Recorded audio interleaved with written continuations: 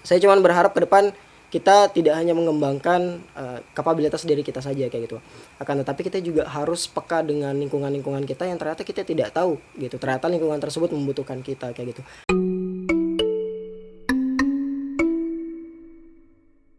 Halo teman-teman. Jadi hari ini kita kedatangan tamu dari Bang Riz lagi. Kemarin dari Bang Riz, sekarang dari Bang Riz lagi. Mahasiswa Unmul Fakultas Keguruan dan Ilmu Pendidikan. Beliau sebenarnya seangkatan sama Bang Gledek. Cuman menariknya beliau ini mungkin teman-teman tidak tahu ya, atau kebanyakan mungkin tidak tahu kalau di FKIP itu di Unmul ada prodi pendidikan luar sekolah. Dan mungkin juga saya yakin teman-teman ada yang tidak tahu pendidikan luar sekolah itu seperti apa. Mungkin langsung saja kita dengarkan. Langsung saja kita sharing-sharing. Dengarkan tausiah. Langsung saja kita sharing-sharing dengan beliau ini. Beliau adalah ketua himpunan PLS Pendidikan Luar Sekolah. Kenalan dulu dong. Iya. Ini nyapa pemirsanya apa ini? Sobat ya, sahabat gitu ya. Oke teman-teman Ya, Bang Gledek. teman-teman gitu ya, teman-teman Bang Gledek. Siap. Jadi perkenalkan gitu ya, nama saya Erlangga, biasa dipanggil Elang atau Angga juga bisa gitu ya. Angga. Dan sekarang jadi mahasiswa pendidikan luar sekolah gitu ya. Alhamdulillah sudah di semester 7 tahun depan insyaallah lulus gitu ya. Amin. Sudah. Tunggu Jadi tahun depan ya. iya, kita berdua diluluskan di tahun depan. Amin. Mungkin itu sih perkenalan singkat. ya. Iya. Kenapa? Ini langsung aja to the point, saya bertanya nih terkait PLS. Kenapa Anda memilih PLS? Iya, jadi kalau cerita tentang PLS gitu ya, tentang kenapa saya bisa mengambil, agak lucu sebenarnya gitu ya. Jadi awalnya dulu waktu pada saat masuk sebagai calon mahasiswa baru gitu ya di jalur undangan atau seleksi nasional masuk perguruan tinggi negeri SNMPTN.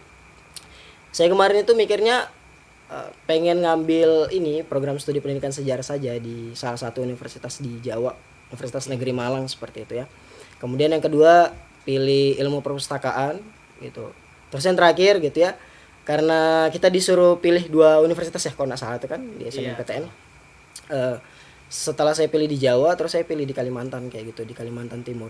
Karena di Unmul kayak wah yakin banget nih di Jawa keterima gitu kan. Jadi di Unmul akhirnya dicek gitu kan, jurusan apa ini yang kira-kira itu sedikit peminatnya, tidak dikenal banyak orang, dan juga kemungkinan keterimanya besar gitu. Oh, berarti Anda memilih jurusan bukan berdasarkan kemauan. Iya. Maksudnya berdasarkan peluang ya. Berdasarkan peluang kayak gitu. Oke. Jadi ngecek lah kayak gitu. Ada kalau nggak salah di 2017 pada saat saya masuk gitu ya, ada jurusan pendidikan luar sekolah dengan ekonomi pembangunan gitu. Jadi apa namanya bingung gitu mau ngambil PLS atau ekonomi pembangunan. Ternyata dari passing grade-nya lebih tinggi ekonomi pembangunan gitu ya. Udahlah ambil PLS aja. Yang kayak gitu. persaingannya kurang ya. Jadi akhirnya ya pada saat keterima gitu ya SNMPTN itu, saya juga satu sisi bersyukur, tapi di sisi lain juga ini jurusan apa ini gitu. Oh, jadi Anda belum tahu ya? Belum tahu sebenarnya itu PLS itu apa sih gitu, pendidikan luar sekolah gitu. Terus kita ngajar di luar sekolah gitu. Padahal Anda kan sering belajar juga di luar Iya, sekolah. padahal Diusir. sering dia. Diusir dari gurunya. Belajar di luar kelas. Iya, jadi kayak gitu, Bang. Oke. Pas pada saat masuk mahasiswa baru gitu. Jadi Anda tidak, untuk mahasiswa Universitas Malang, Negeri Malang ini calon dan tidak keterima. Hampir keterima. Hampir keterima. Hampir aja. Aduh. Berarti sejauh ini Anda sudah kuliah di Unmul dengan jurusan dengan program studi PLS. Otomatis kan nggak mungkin dong sampai sekarang nggak tahu ini PLS ini seperti apa, ya kan? Iya. Oke, coba disampaikan atau di PLS itu sebenarnya apa sih? Jadi kayak gini sih, kalau untuk masalah PLS sebenarnya saya butuh waktu yang agak panjang dan cukup lama sih untuk mengetahui PLS itu apa gitu. Karena semester 1 gitu ya, saya kuliah cuman kayak ya ingin memenuhi tanggung jawab keluarga itu aja gitu. Jadi yang penting kuliah lah ya. Iya, yang penting kuliah gitu. Semester 2 mikir-mikir gitu kan, ini jurusan apa sih gitu kan, terus nanti saya lulus mau ngapain gitu dengan jurusan ini kayak gitu. Ternyata lambat laun gitu kan, saya akhirnya coba merelakan diri, ini sudah takdirnya gitu ya. Akhirnya saya jalani gitu ya, terus saya pelajari gitu. Jadi bahasa mudahnya sih pendidikan luar sekolah itu banyak sih, apa namanya, selain dari pendidikan luar sekolah itu ada yang bilang pendidikan masyarakat, ada yang bilang pendidikan non formal gitu kan. Makanya lembaga saya itu udah apa namanya 2 kali ganti nama, apa namanya, himpunan gitu, nama himpunan gitu. Seperti itu. Kalau dari berdasarkan KBBI gitu ya, pendidikan luar sekolah adalah pendidikan yang itu dilaksanakan di luar dari jalur formal, yang sebenarnya dan seyogyanya itu menekankan kepada keterampilan pada masyarakat, seperti itu. Oke. Kayak gitu sih. Jadi kalau untuk saya mendengar dan saya sudah sempat baca-baca juga tentang PLS. Katanya PLS tuh atau yang mengambil program studi PLS itu punya jiwa sosial yang tinggi. Oh, Apakah itu benar? iya, jadi kalau untuk masalah pendidikan luar sekolah gitu ya, karena kita sering berkecimpung dengan masyarakat gitu ya, nggak sering-sering amat sih gitu ya. Ya sering sih, karena kita salah satu salah satu komponen dari masyarakat itu sendiri kan. Jadi paling tidak kita pulang kampung ya ngobrol bareng dengan tetangga segala macam kayak gitu. Yang saya rasakan memang benar ada yang seperti itu. Kita apa namanya sebagai anak pendidikan luar sekolah, mahasiswa pendidikan luar sekolah, kita punya kepekaan yang rasanya kayak membatin gitu. Misal di sekitaran kita gitu kan ada anak gitu ya nggak sekolah segala macam tuh, kayak rasanya tuh membatin banget gitu. Jadi pengen ngebantuin aja rasanya kayak gitu. Gitu-gitu sih. Oh, berarti untuk PLS ini untuk anak-anak yang mungkin orang tuanya tidak mengenalkan pendidikan sama anaknya, atau anak ini yang putus sekolah. Oh, ini berarti target operasionalnya PLS. Seperti Luar itu. biasa berarti ya. Kalau ini kalau paket-paket itu masuk wilayah PLS? Iya, itu termasuk dalam Paket wilayah A, PLS. paket C. Paket A, B, C itu termasuk. Oh, berarti saya tuh sempat. Oh iya, berarti. SD paket C. Ha. Cuman saya nggak tahu kan kalau ternyata itu bagian dari apa lembaganya? Lembaganya itu biasanya yang bercimpung biasa kita sebut SKB atau SKB. PKBM seperti itu. LSM? LSM itu termasuk juga dalam PLS gitu ya, tapi apa namanya Ke masyarakat. lebih ke masyarakat gitu. Tidak apa namanya pendidikannya, tapi lebih mengembangkan keterampilan dalam situ kayak gitu. Saya mau tanya kalau misalkan output Anda setelah lulus sarjana SPD tetap ya berarti? Iya, SPD tetap, SPD. SPD tetap. Apa yang pekerjaannya apa kalau lulusan dari PLS? Jadi kalau untuk masalah PLS, jadi saya tuh pernah sempat dibingungkan gitu ya, oleh jurusan ini dan juga oleh beberapa senior gitu. Banyak yang bilang kalau pendidikan luar sekolah itu bisa di mana aja gitu, bisa ditempatkan di mana saja karena kita memang berkecimpung dalam sosial masyarakat seperti itu. Nah kalau lulus, kalau kita bicara tentang ASN, aparatur sipil negara ataupun PNS, kita bisa masuk di dalam SKB gitu ya, Sanggar Kegiatan Belajar, yang kebetulan juga lembaga tersebut itu menyediakan tenaga pengajar, atau kita biasa bilang kalau biasa di sekolah itu kan guru ya. Oke. Kayak gitu. Kalau kita biasa bilang di SKB itu tutor atau fasilitator gitu. Nah, itu ASN bisa masuk di situ. PNS nih gitu. Tapi kalau di luar dari situ, kalau di perusahaan gitu, kita bisa masuk di bidang, kan di setiap perusahaan itu pasti ada CDO dengan CSR yang sering kita dengar tuh. Iya betul. Nah, gitu. Jadi kita mahasiswa PLS bisa tuh masuk dalam sana tuh. Kita masuk dalam CSR gitu kan. Perusahaan tersebut membuat apa namanya salah satu program kayak di Pertamina itu ada pengembangan desa segala macam, anak PLS bisa masuk dalam situ, kasih saran program-program pendidikan ini gitu. Nah itu bisa PLS masuk di situ. Berapa jumlah mahasiswa? Anda pernah ikut survei nggak kira-kira peminat PLS? Iya, saya juga ikut peminat. Oke. Anda pernah ikut survei nggak? Survei begitu? Yap. Kira-kira mahasiswa yang lulus dengan PLS ini punya pekerjaan yang pasti. Ya jadi jadi kan kalau misalkan saya nih program studi pendidikan bahasa Indonesia, kan kalau lulus kan sudah jelas tuh akan Iya, menjadi guru bahasa Indonesia. Iya gitu. Sementara PLS ini tidak ada menjamin kalau di lingkungan sekolah. Iya. Oke. Ini kira-kira gimana? Jadi apa namanya? Sementara ini ditambah lagi dengan gelar Anda yang SPD. SPD gitu. Jadi memang agak membingungkan gitu ya. Jadi saya pada saat semester sekarang juga saya pikirkan gitu ya. Kalau bahasa kasarnya kayak gini gitu. Katanya PLS bisa di mana aja gitu. Buktinya kita kan nggak bisa di sekolah gitu kan. Kayak gitu. Gitu saya itu mikirnya seperti itu. Akan tetapi pendidikan luar sekolah itu pendidikan yang memang pasti dibutuhkan oleh masyarakat kayak gitu. Karena banyak di kota-kota besar, salah satunya di Samarinda gitu ya. Kita sering lihat tuh di flyover atau di jalanan di lampu merah, kita tuh sering lihat anak ngamen gitu segala macam kayak gitu. Kalau untuk kita berbicara tentang masalah profesi, kita bisa di dalam pusat kegiatan belajar masyarakat jadi fasilitator, tutor di situ. Yang namanya pengajar pendidik pasti gajinya tidak seberapa dengan harapan kita gitu ya. Ya mungkin kurang lebih seperti itu. Masih honor. Iya.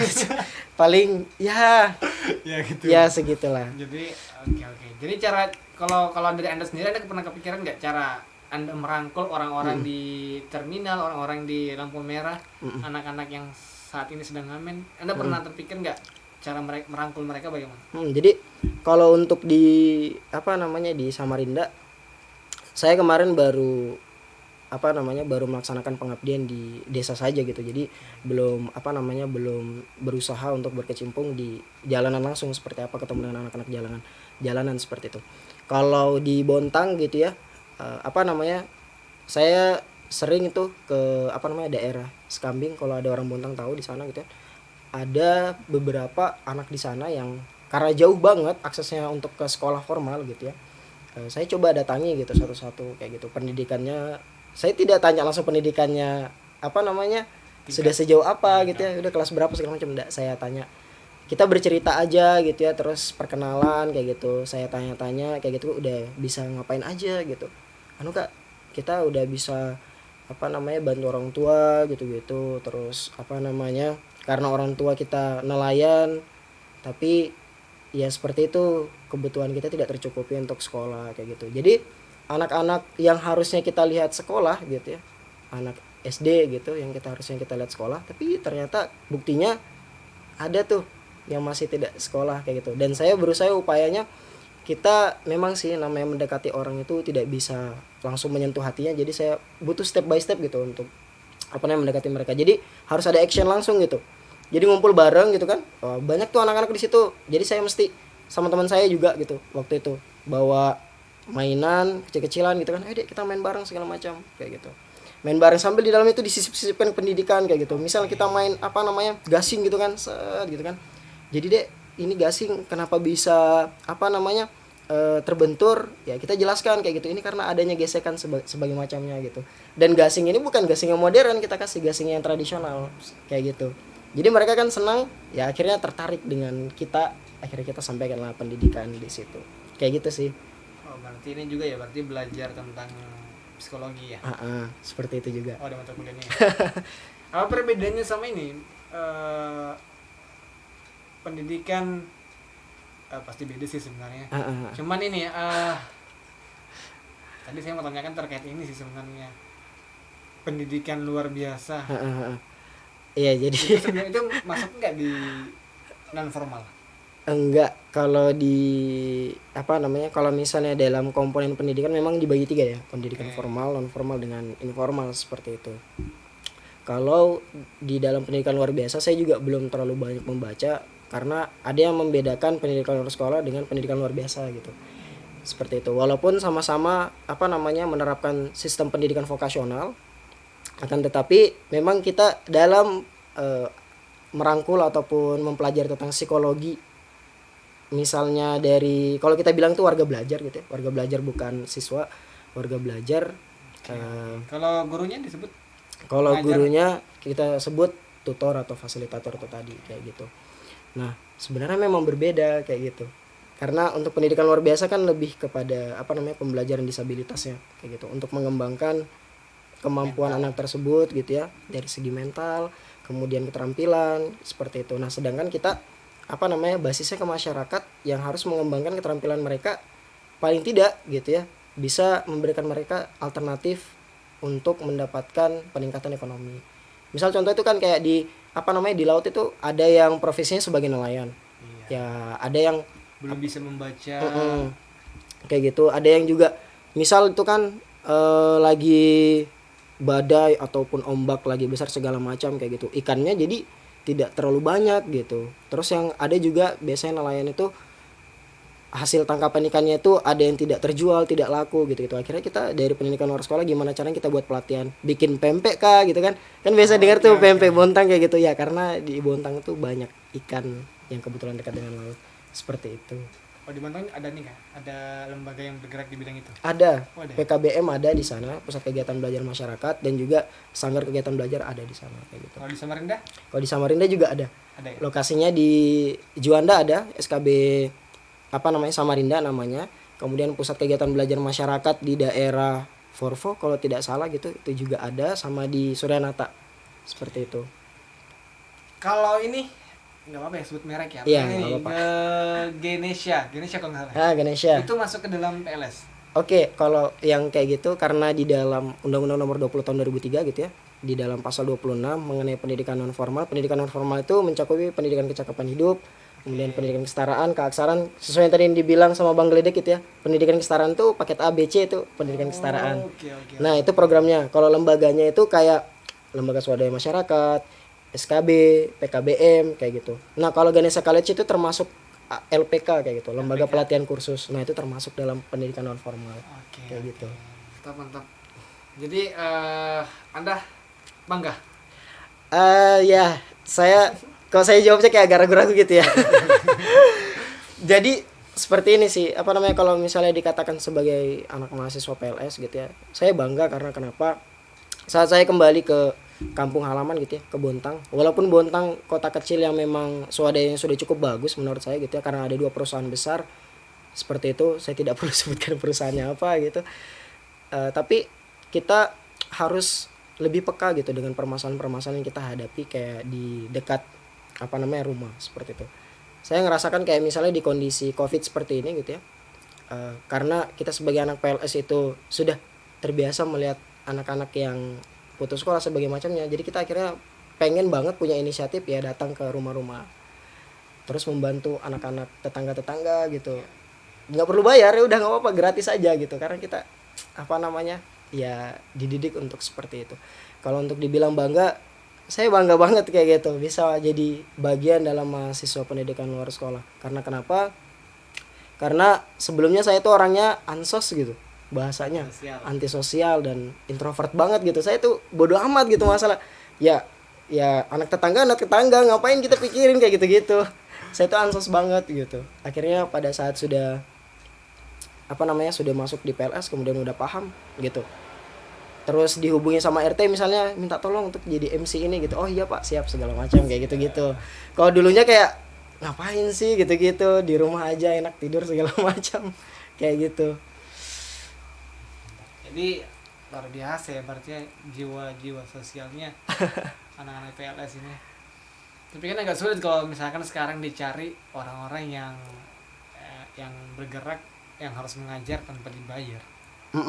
Itu susah banget sih. Oke. Karena gini sih, ya namanya manusia pasti butuh yang namanya materialistis lah, seperti itu. Tapi dalam artian tidak mata duitan gitu. Kan perlu makan juga.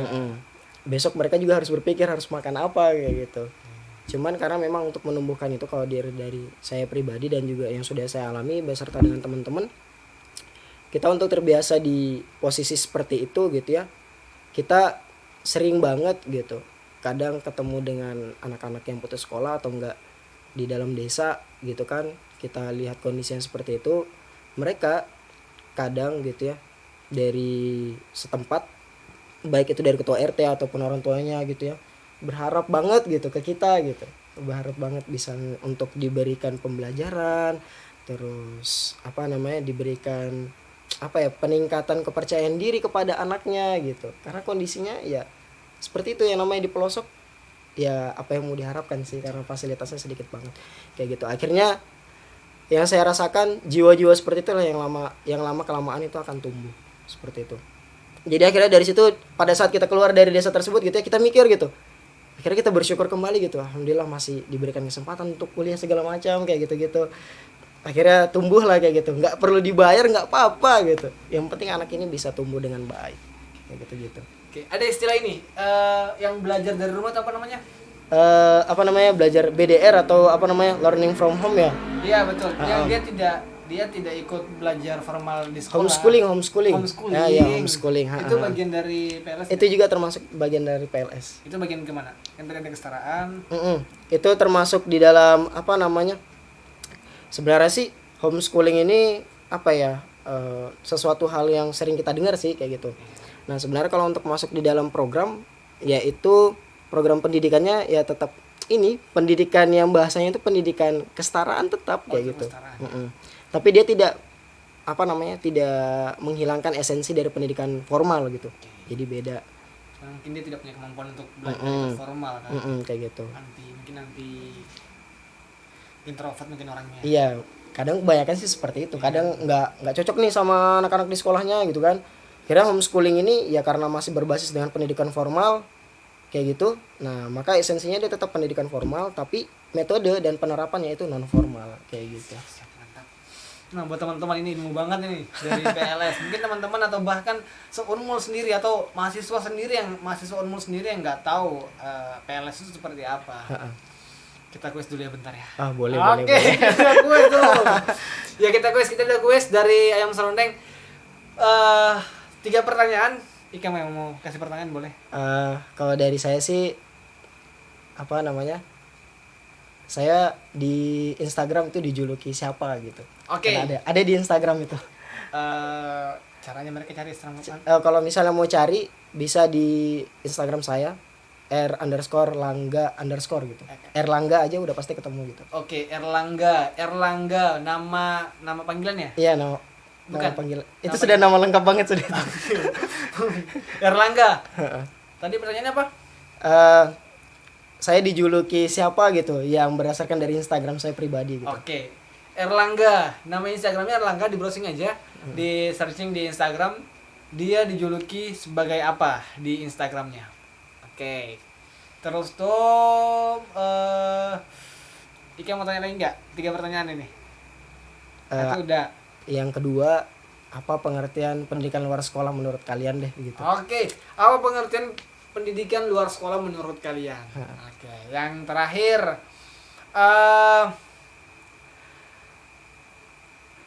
sebutkan satu menu deh. Satu menu dari Ayam Serondeng. Ini nih ada menunya nih, kelihatan gak ya? ini kelihatan ya? Sebutkan satu menu aja dari Ayam Serondeng. Jadi buat teman-teman yang mau menjawab atau mengikuti kuisnya, wajib subscribe punyanya Bang Gledek, channel Bang Gledek. Dan subscribe-nya, bukti subscribe-nya, screenshot-nya, dan jawabannya yang tadi jawaban dari pertanyaan dikirim ke 082352330821.